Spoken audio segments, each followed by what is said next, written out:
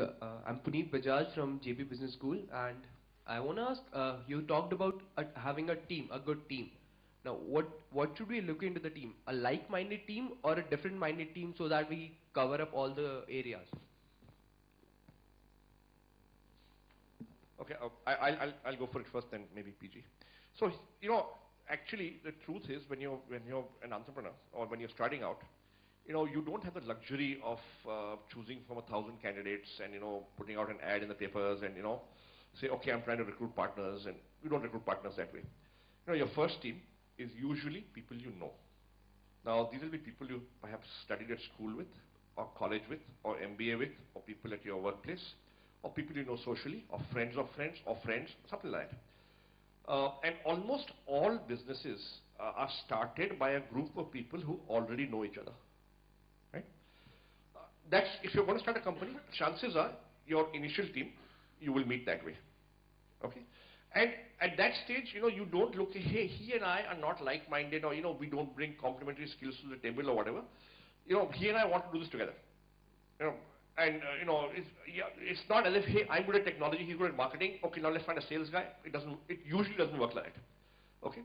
So your first team is people you know. After that, slowly as you engage with the opportunity, you figure out, okay, ye bhi karna hai, ye bhi karna hai, ye bhi karna hai. How do we divide it? Okay, we need a third guy. Or let's hire an employee if you can afford one, and so on. That's how businesses usually start. And I suspect if you're wanting to a startup, yours will be no different. PG? So I completely agree. I would just like to add one more thing to that. And that is that when you're still a small company, how do you attract uh, people who are, say, successful in sales or whatever working in larger companies to come and join you? And I think, the most important thing, again, I come back to the point that I had made earlier, which is the passion. If an entrepreneur cannot sell his dream to the people he is talking to, then he is not passionate enough. And if you are able to sell that dream, let me assure you that people working with multinationals or wherever will come and join you because they want to be part of that same journey and try and achieve that dream.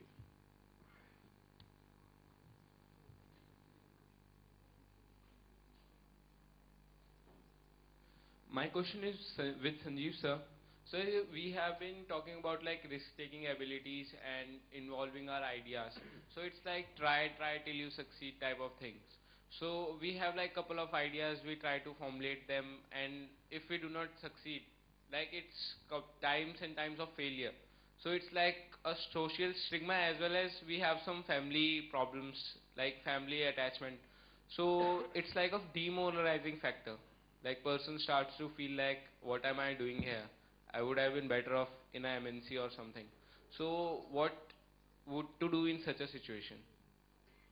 I don't have general answers. I can only talk about what happened to me. I think first of all, I am extremely risk averse. Okay? Most entrepreneurs are rational people and they are risk averse. They will choose the lowest risk path to a certain goal. Okay? They will break down that risk and manage that risk and reduce it. So it's not as if entrepreneurs will go out and take a more risky path or the more risky alternative. It's just that entrepreneurs have different goals. Right? An entrepreneur's goal or aim is not, doesn't stop with, okay, I'm happy being in a steady job in a good company. The entrepreneur's goal is I want to do something different. Now, what is the lowest risk way to do something different? So I think the key is, if you know your customers really well, and you're able to identify the need gap or the unsolved problem or the hot button, right?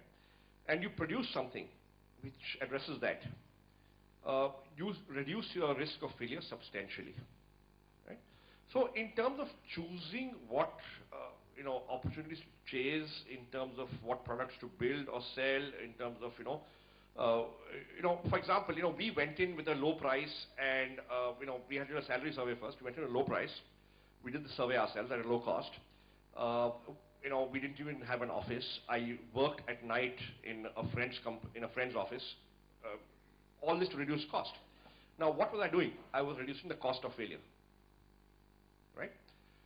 Then we went and sent letters to companies saying that this report, this salary survey is available at 3,500 rupees. Please send your money in advance. Now, what was I doing? By getting money in advance, we were ensuring our cash flows are okay. Therefore, the chance of failure goes down. Sure, we sold 23 copies. Maybe we would have sold 50 copies if we had said, we'll send you a bill, you pay us. But then I'd be chasing money. So we were quite happy, being small, but being in control. So I think it's about management of risk. It's so, there are ways around it. Yeah.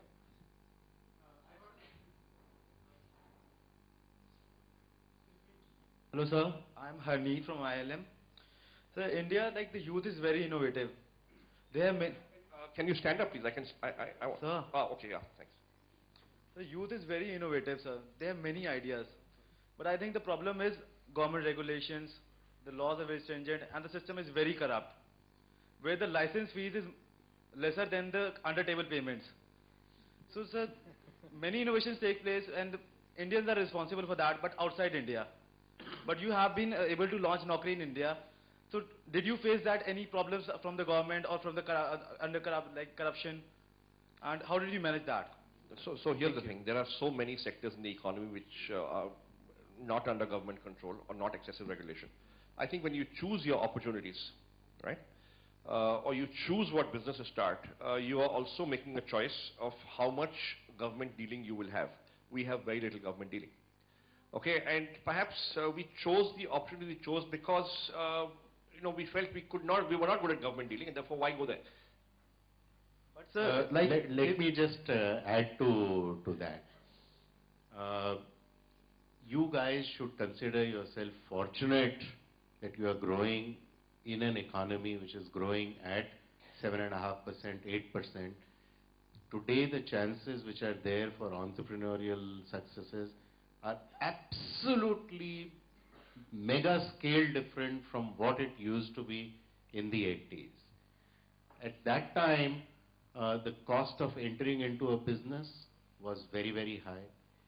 Even during that time, there were enough successes that came in, the Narayan Murthis, the Shiv Nadars, companies which are all formed around that time, which became successful.